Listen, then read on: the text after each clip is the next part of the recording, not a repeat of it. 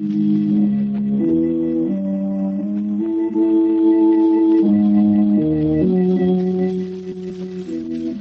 knows what evil lurks in the hearts of men? The Shadow knows.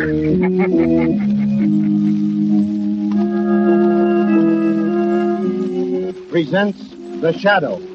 These half-hour dramatizations are designed to forcibly demonstrate to old and young alike that crime does not pay.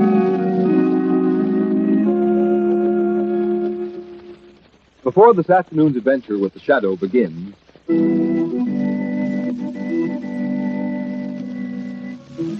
The Shadow, mysterious character who aids those in distress and helps the forces of law and order, is in reality Lamont Cranston, wealthy young man about town. Cranston's friend and companion, the lovely Margot Lane, is the only person who knows to whom the unseen voice belongs. The only one who knows the true identity of that master of other people's minds, the Shadow. Today's story, Valley of the Living Dead.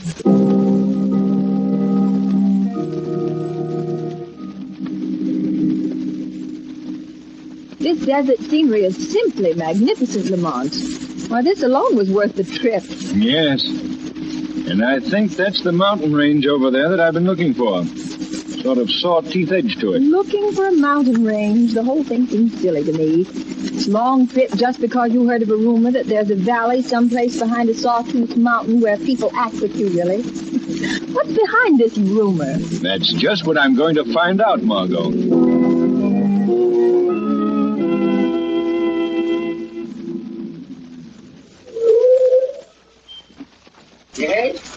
Yes, sir. What can I do for you? I want some gas. And I also want to know the best road up that mountain over there. Oh, there ain't no road over that mountain you can drive on, mister. No road? Well, what's the matter with that one right ahead there? That's no good. Dangerous. And you see, there ain't many folks besides me who's been in that valley. And, brother, I'm going to live there someday. Well, if you go, you can go alone, Timothy Hicks. I'll have plenty of time to rot when I'm dead and in my grave. What's that you said? I said I'd have long enough to rot when I'm in my grave. Don't pay no attention to her, missus. She don't know nothing. Why, on the other side of that there range, they got the slickest place you ever seen. Put it in a round valley. There's only one thing, though. Got to be busted to live there. You can't have any money? Yep, busted. Why, the folks in there get the houses given to them and food, everything. You mean a sort of a state poor farm? Nope, nothing like that. It's private. Owned by Mr. Maxim. Kindest man that ever was. Yes, indeed. Well, there you are, mister, all fixed up. About how many people live in that valley? Well, I wouldn't know exactly. There's maybe 800-900. I ain't been in since they prospected for gold. Boy, they sure hit a vein. Well, then they must have plenty of money in there. Nope, they ain't. See, while Mr. Maxim was in the east, those folks got some capital in from the outside to work the mine. Yep, but then he came back. Maxim come back too soon. Gosh, was he mad. Put a stop to it as quick as cat. Gold? And he put a stop to it? Yeah, ain't supposed to have no money in there. No, probably can't tell a nickel from a dime, but now. Me, I can't see myself without a bit of change in my hand now and then. Not me. Ain't got nothing in there I want. No radios, theaters, stores, nothing. Well, Lamont Cranston, there's certainly no great wrong here to right. I suggest we give up the whole thing and make this a pleasure trip for a change. Sorry, Margot. Here you are, Hicks. Oh, thanks, mister. Hey, mister, be on the watch for boulders rolling across the road there. Well, here's where we leave the paved road and start climbing. And there's a sign. Danger, drive up this road at your own risk. Oh, yes, I see it. I assure you it interests me, Margot. In view of what our friend back there just warned us. There comes the boulder now, Lamont. Bigger than this car. You're right. Oh. Well, strange. He missed us anyhow. Now will you turn back? The road isn't safe. Well, that one might be just coincidence, Margot. It's a fine road. Nothing wrong with it. Good all the way up, far as I can see. There's another boulder. Yes, coming right down this path. Hold fast. Oh, thank goodness that missed us, too. Lamont, there's no coincidence about those boulders rolling down. No, you're right, Margot. Unless I'm mistaken, it's an electric eye. And it starts them as surely as it would open a door. Well, then, for pity's sake, let's get out of here. We'll be smashed to bits. I've had enough of this whole thing. Before the sun sets, Margot, we're going to be in that valley. But we're going in by plane.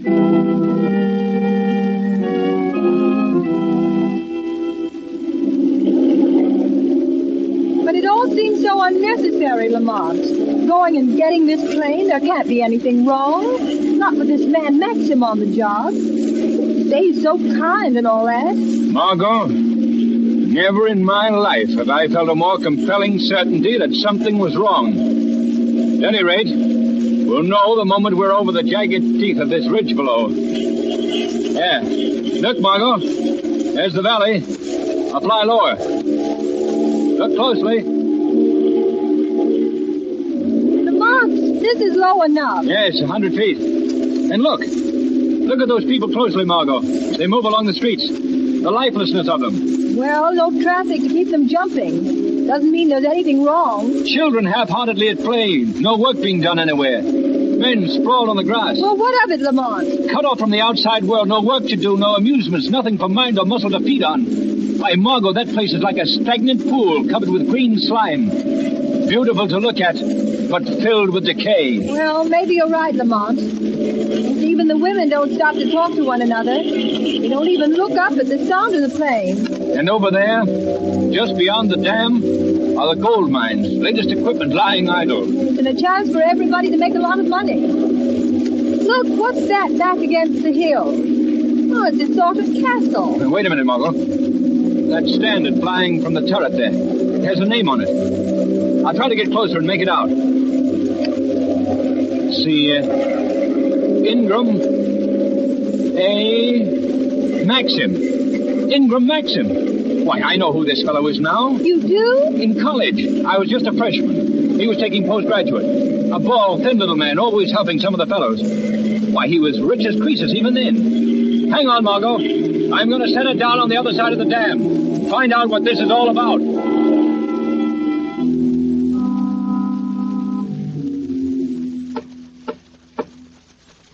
Why don't they answer, Lamont? We'll keep on knocking until they do. Wait. I saw the curtain move in the window up there. Please, Lamont, let's go back to the plane. I feel weak. What was that? I don't know. It's horrible. But, Margot. Good heavens, Margot. Here, you're not fainting. Oh, the lady has fainted. Mr. Maxim, please. I prefer to carry her. I will carry her.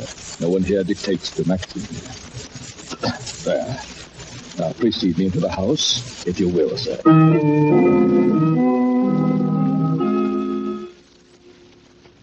And now with the little lady well taken care of, we shall dine together. Cranston, we talk over the old days. You see, I remember you indeed. I have the faculty of remembering everybody I ever see. I couldn't forget you, naturally. Always doing such kind things to help the less fortunate chaps at college. That was nothing at all. Now here, of course, I have much larger opportunities. Yes, undoubtedly. Something's been puzzling me, Maxim. Those boulders rolling down into the road. I'm curious to know how you work that. I have my own ways, Mr. Cranston, of protecting this valley of mine from intruders. I want nothing from the outside world to touch my people. Nothing. That's Mother. I can't move. You're all right, Margot. I'm right here. Keep your arms under the blankets, little lady. That's it. But I'm not cold. I'm smothering. Too much exertion, my dear, coming down that steep path from the dam. Women's delicate bodies were not built for harsh exertion. You see, they... Serena, what are you doing here? Why did you leave your room in your wheelchair without my help? Is the lady sick, Maxim? Are you sick too, my dear? No, nothing wrong with me. Just a little chill. Miss Lane, my wife, How do you do? Mr. Cranston. How do you do? Did you suffer an injury of some sort, Mrs. Maxim? That you should have to be in a wheelchair? No. Oh, no, I've always been strong. But after the birth of my son, I think that was when... My dear, you are exerting yourself too much. You must go to your room. But Maxim's always taken such good care of me. I never have to lift a hand. He carries me, puts me in my bed. He feeds me. He's always so kind. Kind. It is the privilege of all strong people, my dear, to take care of the weaker. Come, my dear Serena. Off to bed with you. Maxim, the lady heard it too. It's not my It is imagination. the wind, my dear, and a faulty flue. I shall have it fixed tomorrow. I tell you, it has the sound of my son's voice. Now, that imagination of yours again, my dear. We know that Paul is off at school. Now, say good night to Miss Lane and Mr. Cranston. Good night, Miss Lane. Mr. Cranston. Good night.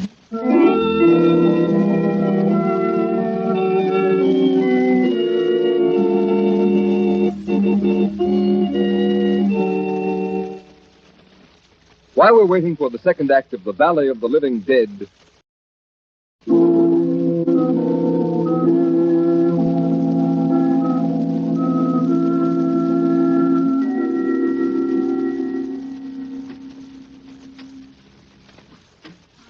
Father? Oh, I thought you'd never come. But, Paul, my son, don't I always come? Oh, this steel cast. Can't we take it off? Not yet, my boy. To remove it too soon would mean that you'd never walk again. I don't care. I don't care. It's now. It's the pain now that I can't stand. I know what is best for you, Paul. But it's getting worse. I can't rest. I can't sleep. Come now. You must. Oh, if I only could never wake up. There. That is better. Patience. Patience. I'll turn the light low. There. Good night, my son. Sleep. Sleep.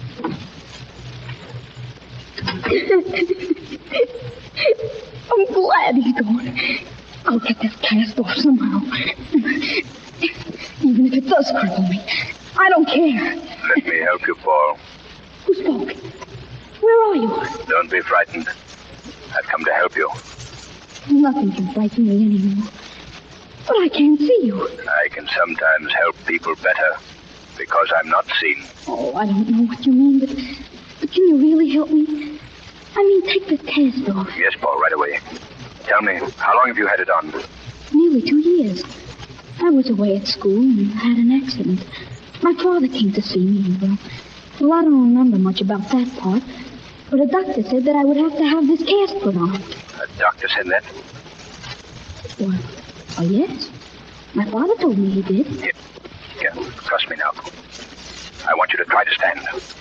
But I can't. My father says I can. I want you to try. All right. I'll try. Oh, I'm standing. Good boy. That's what I wanted to know. You have 2 strong, healthy legs. They're growing against steel that clamps them like a vice. This cast is coming right off. It's off. Oh, but my legs, they feel numb. Steady, Paul. Oh. The pain will soon be gone. You'll be well again. Well again, boy. Oh, yours is not the only bondage to be broken tonight.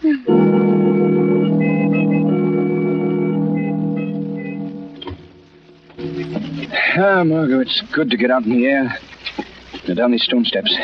Watch out. It's steep. Lamont, tell me, that dreadful cry, was that... Yes, his son, Margot.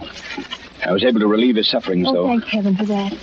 But down in the village, all those people, what can you do for them? Their suffering has been great enough. I'll make them help themselves. Watch out. This last step. Yeah, that's it. There isn't a light anywhere. Everyone in this village is asleep. That's it, Margot. Everyone has been asleep too long. But with luck, I hope to awaken their minds to this living death.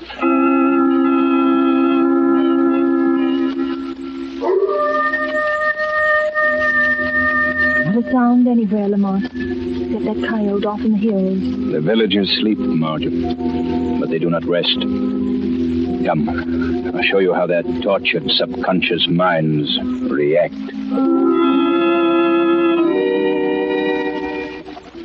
This place of living dead, this silence beats on my ears like the drums of eternity. And in the next house and the next, Margot, I must go to them as they sleep in the shadows. Try to free them from this bondage of submission. The mills. I hear them. The good, honest roar of machinery. The white heat of the furnaces. There's a fine strength in me. And I'm to have a raise of $1 at the end of the week. No, that's past and gone. I've become as soft as something that lies rotting in the sun. There is no hope. I am dead. Dead. No, my friend, you're alive. And you can be strong again. What? Who spoke? Who said that? God put muscles in a man's body for use, for work. Work? Yes, work. But we are dead. Not while there is work to be done, and you can do it. No, I've dreamed that dream until I'm nearly mad. Then go to the mines. They wait only for your courage to start them working. No, we can't do that. Mr. Maxim has forbidden it. Wake up, man. He has given you what only money can buy. He has taken from you what only God can give. Your freedom. Start working the mines tonight. Start working the mines tonight. Start working the mines tonight. Start working the mines tonight.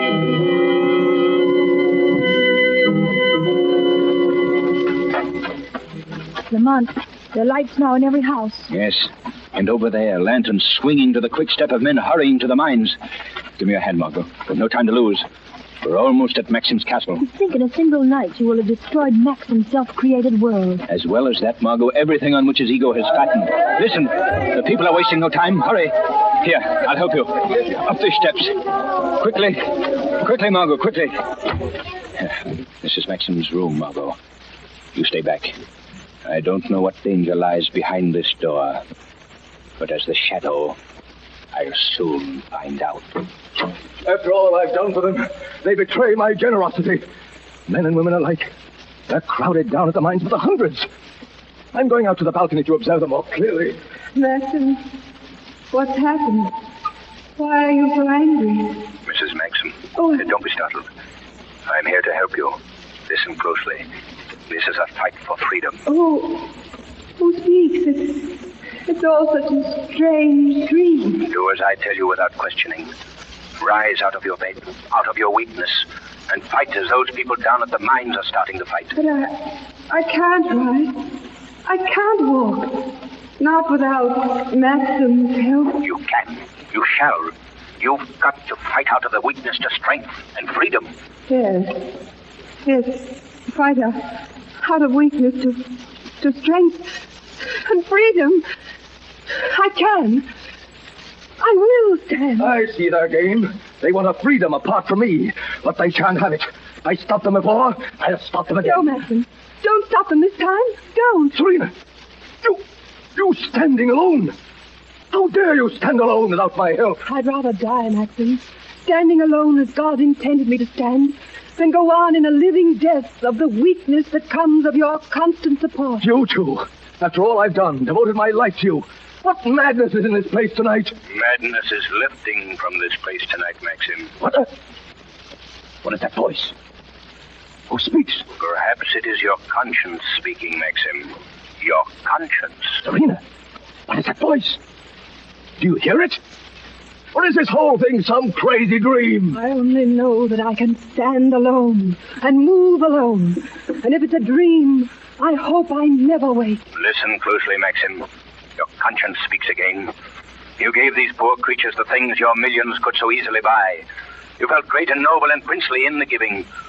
And for that you robbed them of their strength of will and muscle and heart. It is a crime. Just as stealing money is a crime. This is how they repay me, is it? They hurl my liberality back into my teeth and make it a reproach. Maxim, you are consumed by selfishness.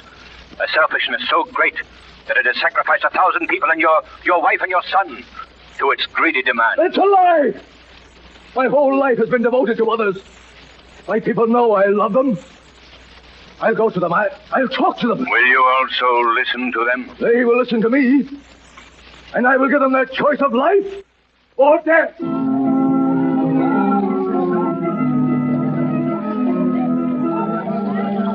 Quiet!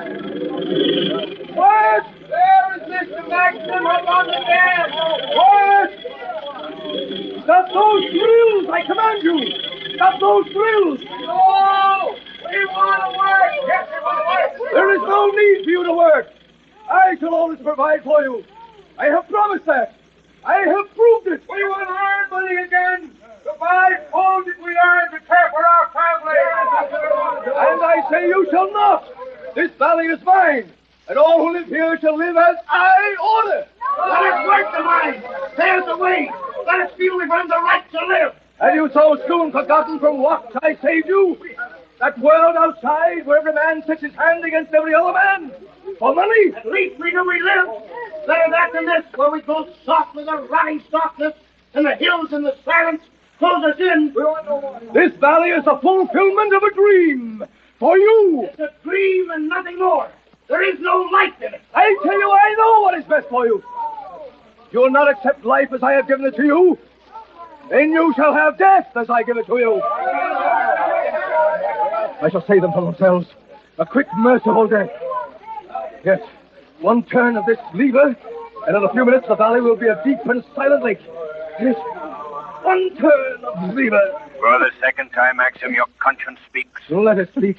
I know what is best for my people. You care nothing about those people. How wrong you are, boys.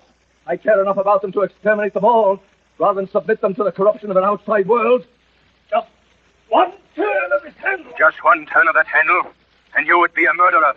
The ungrateful have no right to live. Close those gates before it is too late. You have no right to pronounce death. For if there's a guilty man in this valley today, you are that man. I guilty. Of what am I guilty? You attempted to buy the freedom of 1,000 people, Maxim. To force them to their knees before you, and to keep them there for the rest of their lives. No, I didn't mean it that way. This lever. Oh, I must turn it back. The rush of water against the gate is too strong. I can't turn it. Maxim, I'm here. Cranston. Lamont Cranston. Here beside you. Oh, Cranston, I'll help you. Before it's too late. Yes, together, our combined strength.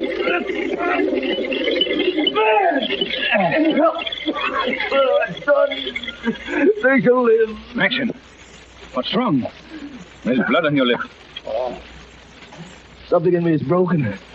The weight of closing the gate. Here, lean on me. Wait. Look, Cranston, look. Coming there. Walking toward me. Look. Walking. My wife and my son. Yes, walking. Here, Maxim, take my arm. No, Cranston, I am dying. I gave my life closing those gates, saving my people. Tell them that. Tell my wife and son. Please lean on me. Let me help you to your feet. No, look. The weaker I grow, the more strongly they walk. My wife and son, they are getting back what I took away. You're a great man at this moment, Maxim. And listen, down by the mines as the water recedes, they're cheering you, Maxim.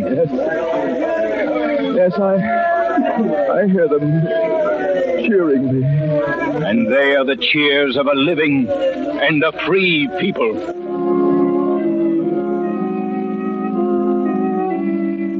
Today's program is based on a story copyrighted by the Shadow magazine. All the characters and all the places named are fictitious. Any similarity to persons living or dead is purely coincidental. The Shadow magazine is now on sale at your local newsstand.